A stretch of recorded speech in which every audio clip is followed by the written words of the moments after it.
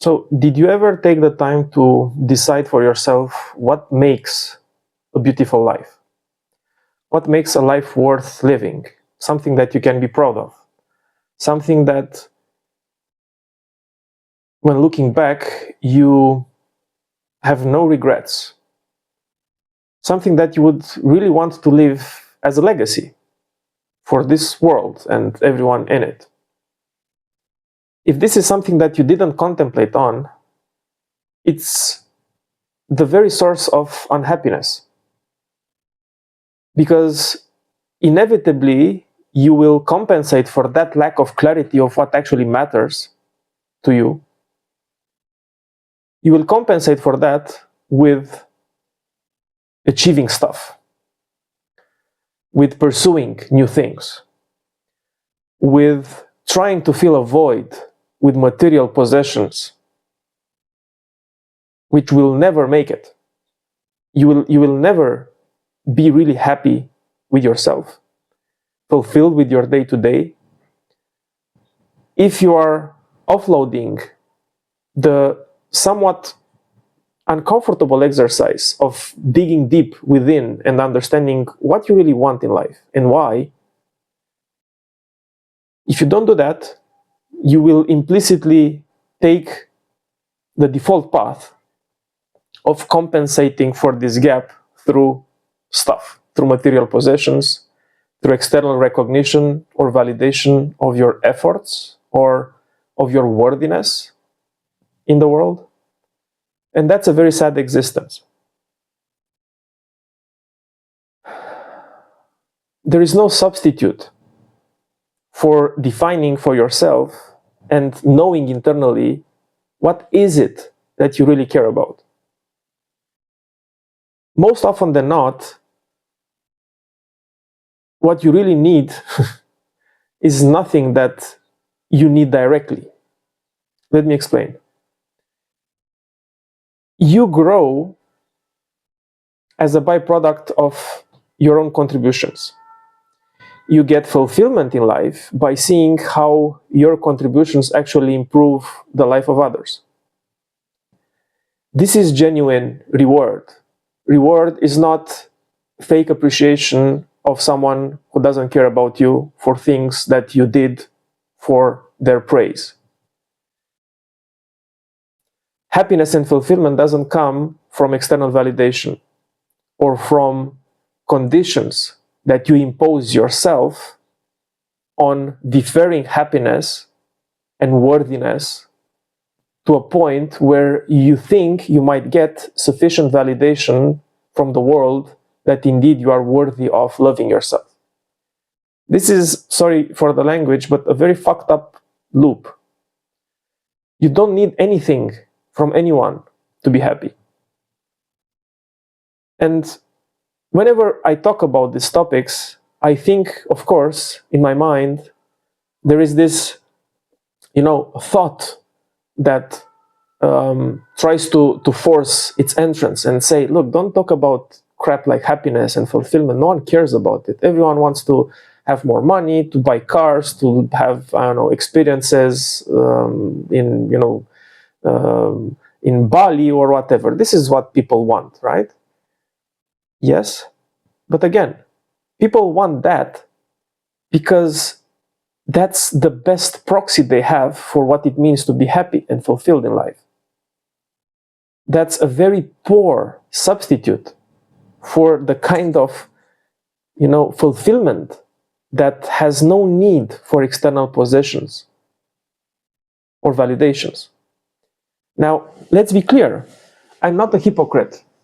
So, of course, I'm not saying now that you should not pursue outside goals, that you should not strive for achieving things, for getting, material possessions, from progressing in your career, from being appreciated by your peers, for actually, contributing in a positive way, in a way that is meaningful for others.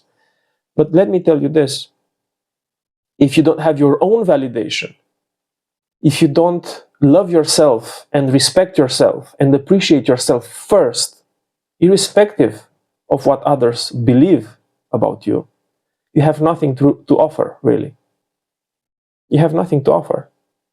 Because everything starts with offering it first to yourself.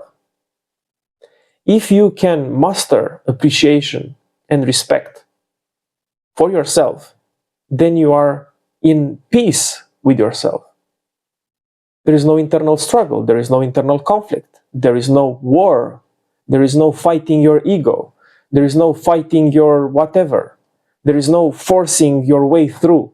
No, it's a nice collaboration between you as this, complete being, like this divine existence that you are, with this worldly aspect of you, right, the human aspect of you, which comes in the package with this mind who produces thoughts, which allows you to exist in the world.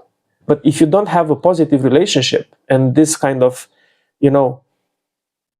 whole, for lack of a better word, a whole identity where you feel good with yourself, about yourself, when there is no one else to validate you. If you don't have that, then you don't have anything to offer. Then you would be at the mercy of what other people's want of you for their own interest, for their own selfishness. It's nothing wrong to help others, but that doesn't have to come at the expense of sacrificing yourself and putting yourself second.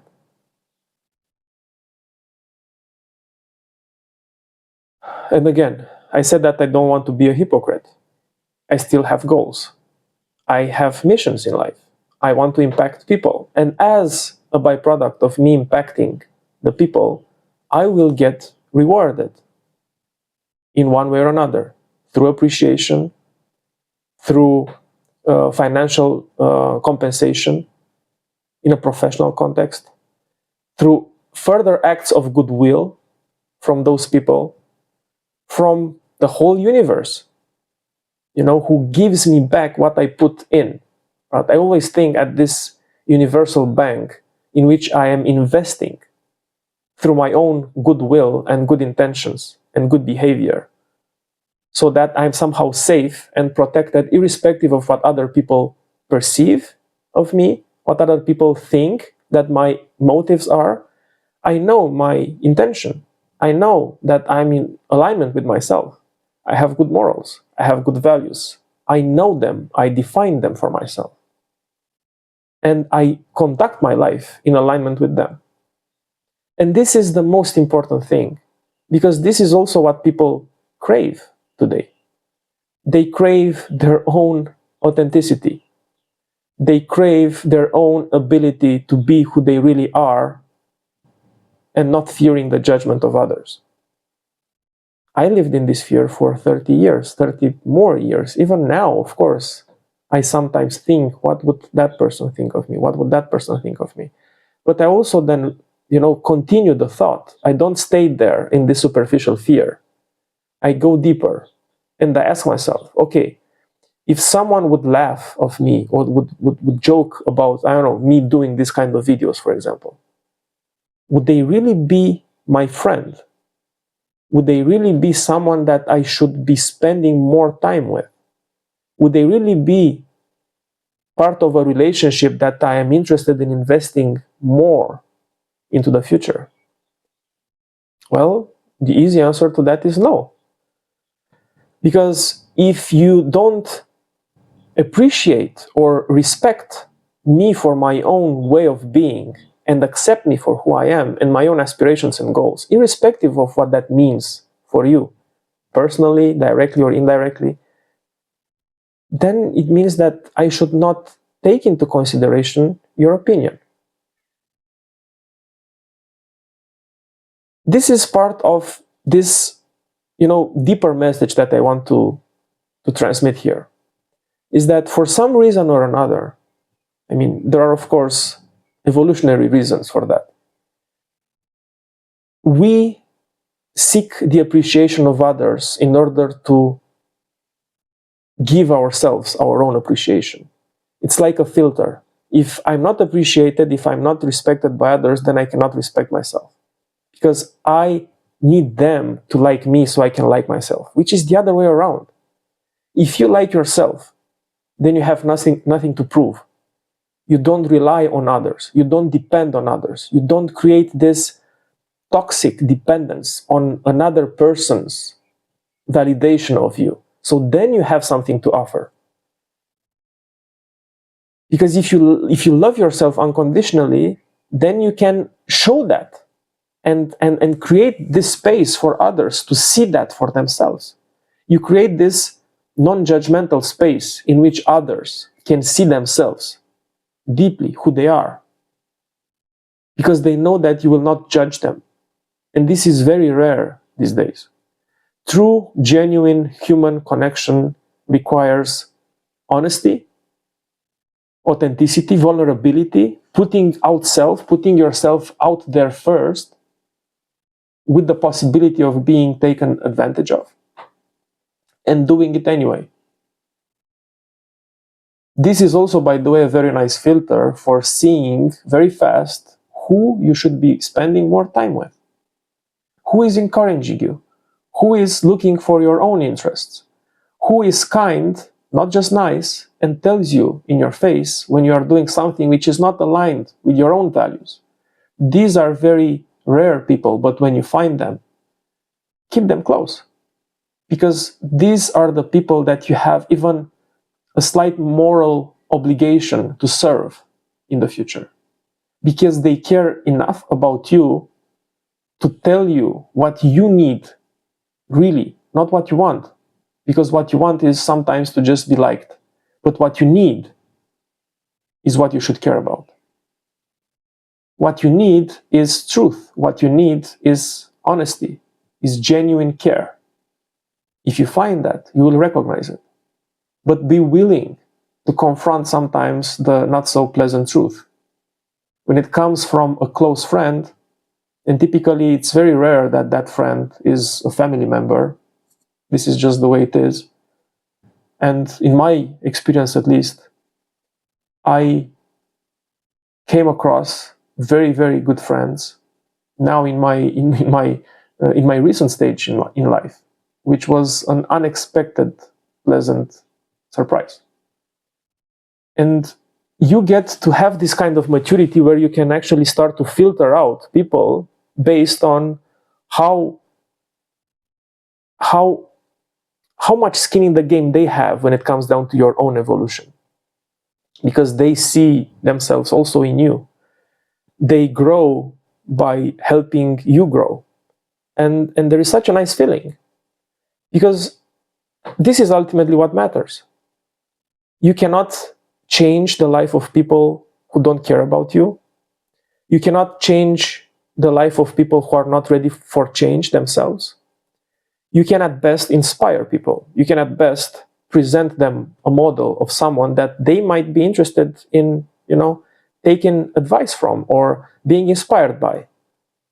And putting yourself first there, with no guarantees that you would be liked or not, or loved or not, or hated or not, putting yourself out there is your genuine self expressing itself, irrespective of this external validation. This is one of the main points why I'm doing this, because I want to share with whoever is watching that despite living in this kind of fast-paced, moving society, ultimately this true, genuine connection matters more than anything else. Because no matter how much things you create and produce in your life, this is what you care about ultimately. This feeling, the feeling of everything being okay, of being trusted and loved, and knowing that this is the case. Knowing that no matter if you screw it up or not, you are always enough. You will always be loved, irrespective of the mishaps that you might have along the way. This kind of non-conditional care for another human being, I think, is at the root of our happiness and fulfillment in life. So, how can you do it? How can you continue to push? How can you continue to grow and develop new skills and pursue new goals and have bigger and bigger visions in your life, while enjoying what you have built up to this point and being okay with who you are today and what you have already. And I define this concept for myself, which I call it a peaceful ambition. A life of peaceful ambition. Sounds a bit oxymoronic, right? Because ambition means that you're always pushing through, like grinding, like, never looking back. But the peaceful part is essential, because being peaceful while on this pursuit is actually what gives you this sense of joy and peace and ease and calm and appreciation of the simple things around you, which are the only things that matter ultimately, because this is it, right? This moment is it. Everything that you ever live happens in this moment. And if you're always on the rush, you're skipping life effectively. So a life of peaceful ambition for a professional in the modern society is not a life of less ambition. It's really ambition without this internal war that you are so used to. The internal war of not enoughness. The internal war of having to do more so that, right? I need to have this in order to get that, or feel happy, or be happy. These very natural emotions, the natural right that you have to be happy, it's not something that you can postpone in the future. It's something that you have to claim now, as a byproduct of being okay with things as they are, as a stepping stone, as a foundation for whatever comes next. And when you are okay with how things are now, you are implicitly grateful for all the effort that you've did in your past. You use your past as hugely valuable raw material for building a foundation to whatever comes next. Your past is the greatest asset, is your greatest value. You start looking at it from different angles, not to draw, from it ways of avoiding stuff in the future, right? Not look at your past in terms of avoiding similar bad things that happened before, but rather get inspired by it. Start investigate difficult challenges in your life from this frame of wanting to become someone greater. Not that you are not great today, but simply pushing through in this concept of a peaceful ambition, going through life by first appreciating life for what it presents itself with. You just embrace everything as it appears. And then you look forward so that you are basically very curious to discover what you are capable of continuing to build, right? What can you still build in the future?